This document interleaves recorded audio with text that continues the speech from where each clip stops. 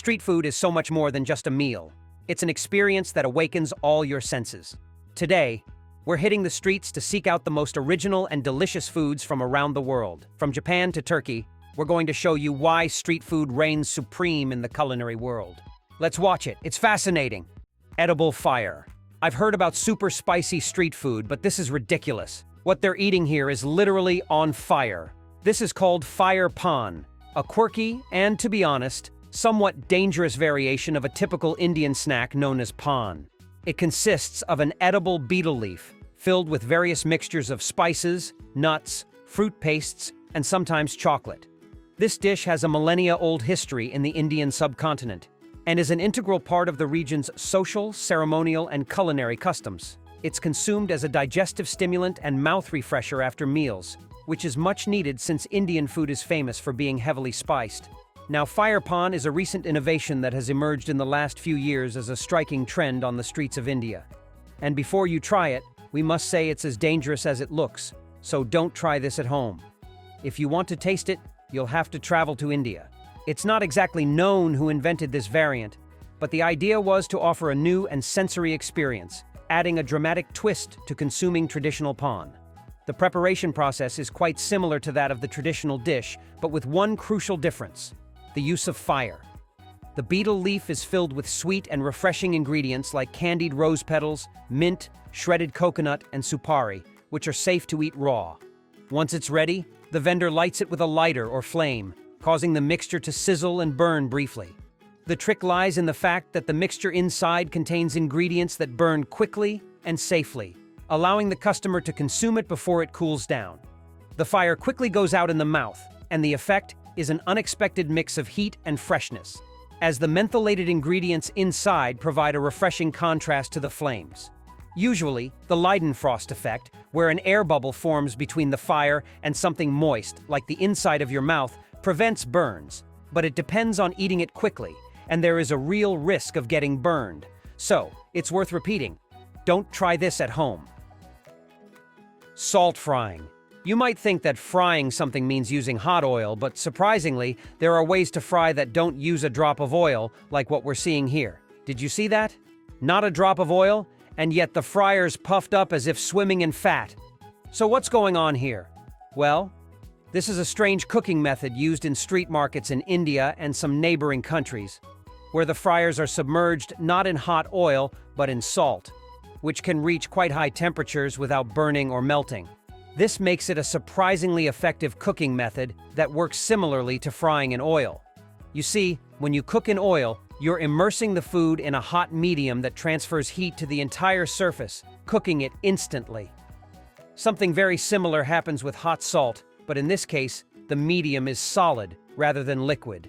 The result is close enough that the food takes on characteristics we usually only see when cooking in oil, with the added advantage of not needing to sprinkle extra salt. The method replaces oil so efficiently that you can even make popcorn this way. And of course, seeing it right before your eyes is a spectacle in itself. Although while you might not be adding fat to your body by cooking this way, you'll definitely be adding too much salt to your diet if you decide to cook like this. Samarkand bread. I bet you've never seen bread made this way. Just look at the oven they use. The breads are stuck to the walls of the oven like bats in a cave. This is the unusual Samarkand bread, also known as naan or lapioshka, a traditional snack from Uzbekistan that has profound cultural and gastronomic significance in Central Asia. Now, this is known as one of the tastiest breads in the world and has the unusual characteristic of having one of the longest shelf lives, as it can stay fresh much longer than other types of bread. This was vital because what is now Uzbekistan was a key stop on the Silk Road, so over time, locals devised a perfect bread recipe that could last through long desert journeys. Traditionally, it's made in a dome-shaped clay oven called a tandoor, which is used throughout Central Asia. The dough is prepared with basic ingredients: wheat flour, water, salt, and yeast. However, what sets Samarkand bread apart is the quality of the wheat used, as the wheat from this region is some of the best in the world, which is why the bread made with it lasts longer. It looks delicious. Would you try it? Amazaiku candies. There's a fine line between plastic arts and the art of decorating desserts, and this next creation leaps over that line as if jumping through hoops. It's the impressively beautiful art of Japanese candy known as amazaiku, an ancient and delicate form of Japanese art that involves hand-sculpting candy to create detailed and colorful figures. You see, when it's in its liquid state, the candy looks a lot like glass, and as such, it can be molded into impressively detailed shapes. With little more than sugar syrup, starch, and water, artists can create works of art that are as stunning as they are edible. Amazaiku is believed to have originally been used in religious ceremonies and rituals as offerings. However, as sugar became easier to obtain, it began to gain popularity as street entertainment and at festivals where street artists would create these candy sculptures in front of an audience, and as you can see, they still do. The process requires great skill and precision, as the candy must be handled quickly before it cools and hardens. Plus, candy is particularly sticky, making it especially difficult to manipulate. The key to success in this art form is speed. The artisan has only a few minutes to shape the candy before it hardens, so they quickly stretch, cut, and sculpt to form figures like birds, fish, rabbits, and dragons, which are some of the most common shapes. As the figure is created, the artist can also add details using fine brushes to paint the candy with natural colorants. One of the most appealing aspects of amazaiku is that it's often presented as a live art form. Artists usually create their sculptures in front of an audience, allowing spectators to enjoy the process of transforming hot candy into detailed figures.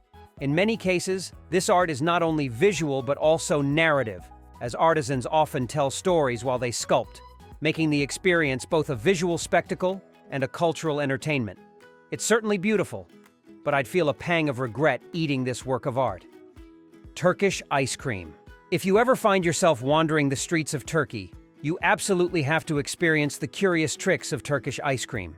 You see, in this country, there's a unique type of ice cream called dondurma, which has a dense, elastic texture that's quite unlike any other dessert. It's ice cream in every sense, but the addition of two special ingredients makes it resistant to melting even in warm weather, allowing it to stay cold for extended periods. These ingredients are salep, a type of flour made from the tubers of wild orchids that grow in the mountains of Turkey, and mastic resin, harvested from the mastic tree native to the Mediterranean region. This resin gives the ice cream a subtle aroma and contributes to its stretchy texture. Beyond its unique taste and texture, Turkish ice cream is also famous for the performance surrounding its sale. In many tourist spots, ice cream vendors put on entertaining shows while serving customers. They use long metal scoops to playfully manipulate the ice cream, teasing customers by handing over the cone only to pull it away at the last moment, an act made possible by the ice cream's unique elastic properties. Just look at that. If you blink for even a second, the ice cream is out of your hands.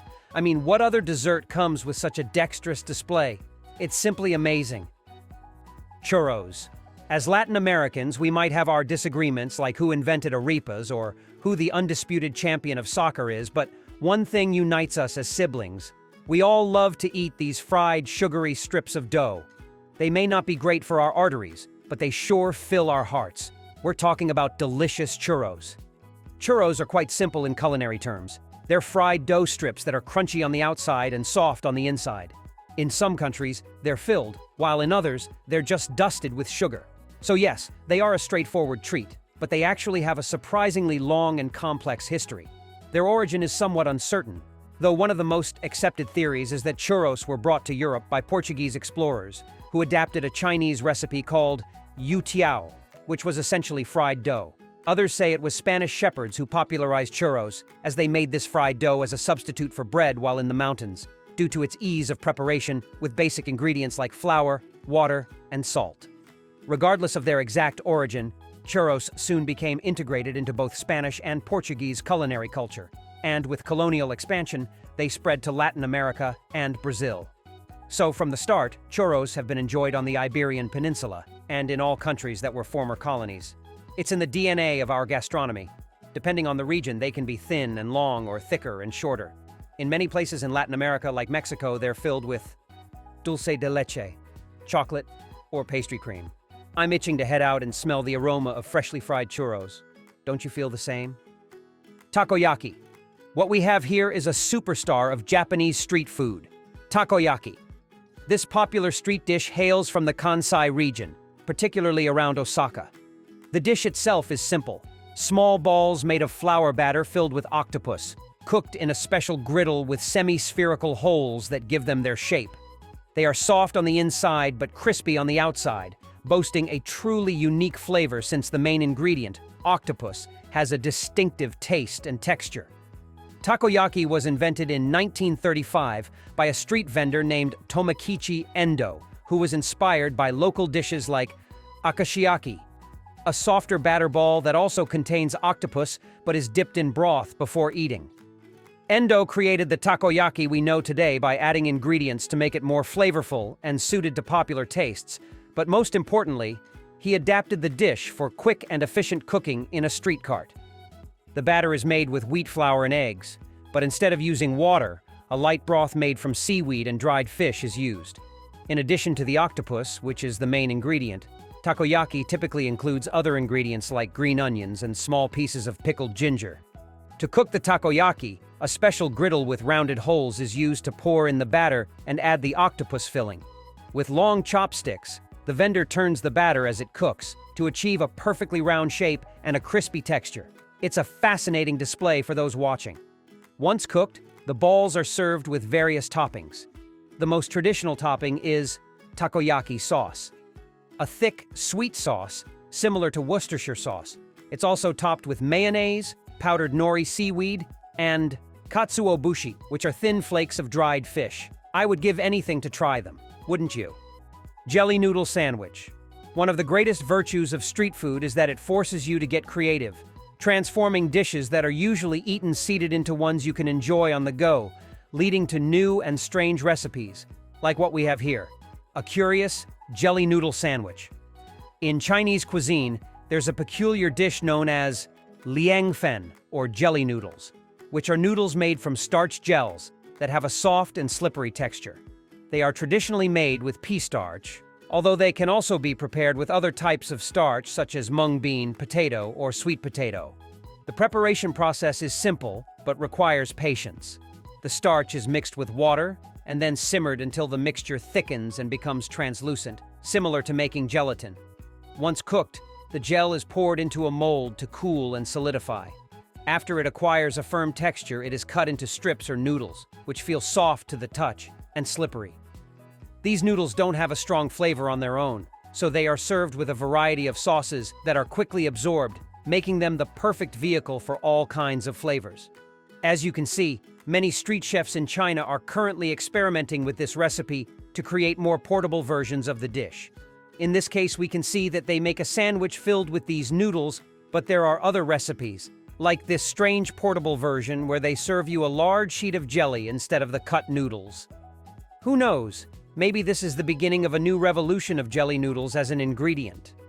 Parmesan pasta. I said we were going to look at street food, but I never said we couldn't take a stroll through the fancier streets of the world, and this is what street food looks like in those kinds of places. That's right, in some parts of the world, they've turned Parmesan pasta into a street food dish. Yes, it seems like a somewhat tricky concept to pull off. But hey, sometimes elaborate ideas work against all odds. Let me explain. Parmesan pasta is a type of pasta that is cooked inside a wheel of Parmesan cheese, which has been slightly melted so that the pasta and its ingredients become completely infused with the melted cheese. This is a typical Italian dish that can be found in high-end restaurants in Italy. However, in various upscale neighborhoods around the world, Parmesan pasta restaurants have begun to pop up, where they prepare the dish right before your eyes and serve it to you in a way that allows you to eat it on the go or around parks. And at the end of the day, that's what street food is all about. Fried rice. Okay. I admit that this, more than something seen solely in street restaurants, is something you can find in almost all Asian restaurants, but it still looks really great and we couldn't leave it off the list. This is the amazing fried rice, a staple in nearly all Asian restaurants, whether they're street vendors or not, and there are countless versions of this dish with variations from all countries across the continent, from China and Japan to Thailand, Indonesia, and Malaysia. The dish has its origins in ancient China, where it became popular as an efficient way to use up leftover rice and other ingredients, becoming a staple in the Chinese and broader Asian diet. By frying the rice with other ingredients like vegetables, eggs, meat, or seafood, it became a practical way to repurpose the cooked rice from the previous day, reducing waste and creating a quick yet flavorful dish. Over time, fried rice expanded to other Asian cuisines, adapting to local ingredients and preferences in each region. Today, it is one of the most popular foods in street markets and home cooking throughout Asia. What's really interesting about this dish is how it's prepared. The rice and other ingredients are stir-fried in a wok or pan over high heat, and part of the process involves moving the vegetables in the wok so that everything fries evenly. Many chefs make the rice jump inside the wok without letting a single grain fall, which is why the dish is also known as flying rice or jumping rice. It's so satisfying to watch them toss the rice so efficiently. If it were me, I'd probably drop half the rice on my first try. What a skill! Taiyaki. What do you imagine when I say fish cake? Probably something like this. Well, you're mistaken. The real fish pastries are much more colorful and enticing than what we just saw. Let me introduce you to taiyaki, one of the cutest and tastiest pastries from the Far East. This is a fish-shaped cake, traditionally filled with anko, a sweet paste made from red beans.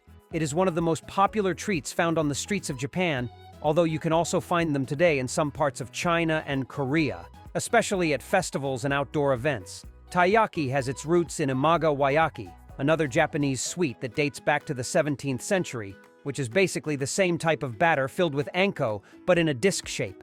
However, in the late 19th century, a baker in Tokyo decided to give it a more eye-catching shape, inspired by the goldfish, which in Japanese culture is associated with good luck and prosperity.